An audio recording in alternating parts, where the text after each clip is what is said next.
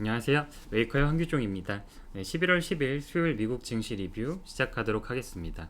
네, 어제는 미국 증시에서 인플레이션 우려가 크게 부각되면서 지수가 급락세를 보였고, 그리고 리비안과 디즈니 이슈가 있었는데 함께 보시겠습니다. 네, 어제 그 지수가 전체적인 하락세를 보였죠. 네, 여기 보시면 소비자 물가 지수가 6.2%로 전월 대비로도 그렇고 전년 대비로도 그렇고 상승 흐름을 보이면서 인플레이션 우려가 다시 부각이 됐습니다.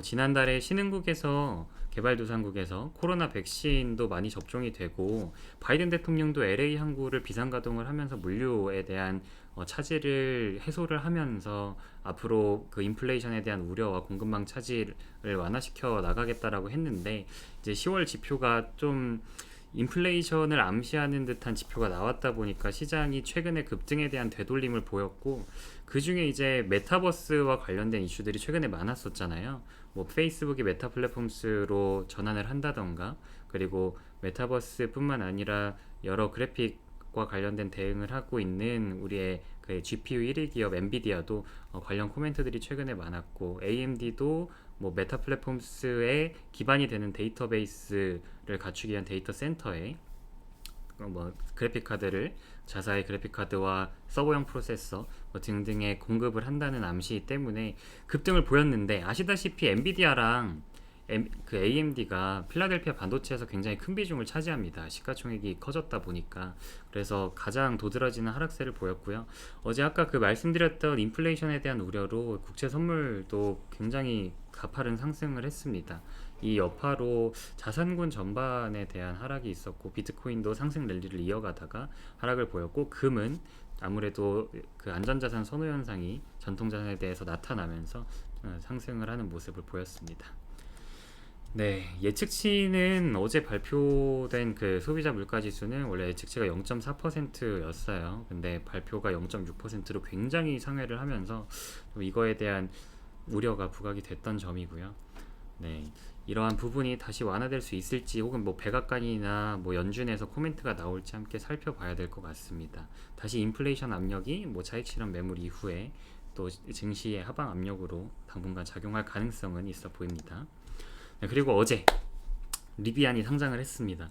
이 리비안이 우리나라 사람들한테 굉장히 낯설 거예요. 굉장히 생소한 이름이고 근데 테슬라의 대항마라고도 불리고 이렇게 급등을 하고 어제 상장을 하면서 시가총액이 거의 100조 원에 육박을 하거든요.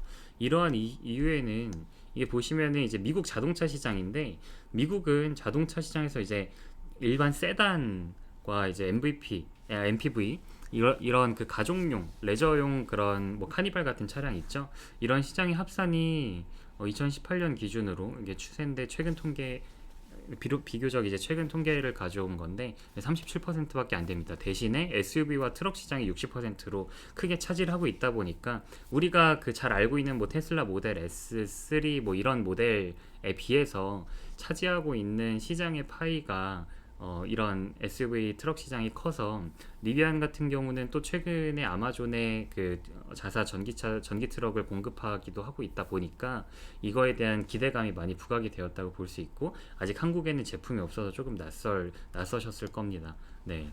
그러면은 이제 그 이슈로 그 리비안만 급등을 한 게 아니라 이제 또 리비안이 상장을 하면서 제너럴 모터스 CEO도 이야기를 했어요. 제너럴 모터스가 현재 이제 미국의 SUV나 트럭 시장에서 1위가 제너럴 모터스인데 우리 회사도 이 부분에 대해서 충분히 경쟁력이 있다. 우리 회사 기업 가치가 좀 저평가되고 있다라고 이야기를 해서 이거 덕분에 어제 지수 전반은 하락을 했는데 제너럴 모터스는 상승 마감을 했습니다. 네, 시가총액이 굉장히 크죠. 제너럴 모터스도 100조, 리비안도 100조. 어느 정도 전통 강자와 뭐 신흥 강자의 앞으로의 추이 함께 지켜보셔도 재밌을 것 같습니다. 네, 그리고 이제 미국 여기는 도어대시는 미국의 배달의 민족이에요. 미국에서 점유율이 50%가 넘어서 작년에 상장을 했는데 시가총액은 80조 규모고요. 굉장히 크죠, 여기도. 네. 그런 기업인데 어제 급등을 했습니다. 이제 도어대시가 급등을 한 데에는 그 핀란드 계열의 이제 회사인데 뭐 인터내셔널 익스펜션 해가지고 국제적인 사업 확장을 한다고 얘기했는데 이제 핀란드 계열의 그 관련 비즈니스를 하는 여기도 이제 배달 회사인데 울트를 인수한다고 발표를 했어요. 이 울트를 인수를 하면서 사업이 확장되는 것에 대한 기대감이 있었고요. 아무래도 우리도 지금 예전에 이제 코로나에서 좀 다음 일상으로 나아가는 과정에 있지만 배달의 민족 아직도 많이 쓰고 있고 배달 대금 거래액도 굉장히 높은 수준으로 계속 지속 성장세를 보이고 있다 해요. 아무래도 편리함을 처음 경험하신 분들이 다시 이전의 불편으로 되돌아가기보다는 함께 편리한 것들을 누리면서 살아가고 그리고 뭐 인구의 성장이나 경제 규모의 성장에 이런 필수 소비재 역할을 하는 앱들은 함께 서비스들 함께 성장을 하기 마련인데 그거에 대한 기대감이 크게 부각이 됐습니다. 그리고 지수 전반이 하락을 하는 거에 반해서 또 좋은 이벤트가 있었기 때문에 수급 쏠림도 리비안과 더불어서 있었던 걸로 보입니다. 네, 그리고 어제 말씀드렸던 대로 디즈니가 뭐 장 끝나자마자 실적 발표를 했는데 시간 내에서 급락을 하고 있습니다. 우리 조선일보 서학경의 페이지 보시면 월트 디즈니 분기 실적 발표 거의 첫 페이지 바로 나오죠. 어닝 쇼크가 났고요.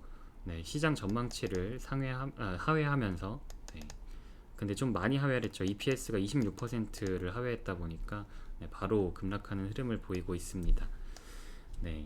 그리고 지금 이거와 관련해서 다른 종목들도 함께 보시면 네, 내일은 아까 말씀드렸던 그 두어대시의 뭐 어떻게 보면은 한국의 배달의 민족도 있지만 쿠팡 이츠도 함께 경쟁을 하고 있죠. 네, 쿠팡도 함께 내일 실적 발표를 하고요. 내일 함께 살펴보시면 좋을 것 같습니다. 네, 오늘 시황 여기서 마치도록 하겠습니다. 오늘도 좋은 하루 보내시고 네, 날씨 부쩍 추워졌는데 감기 조심하시기 바랍니다. 감사합니다.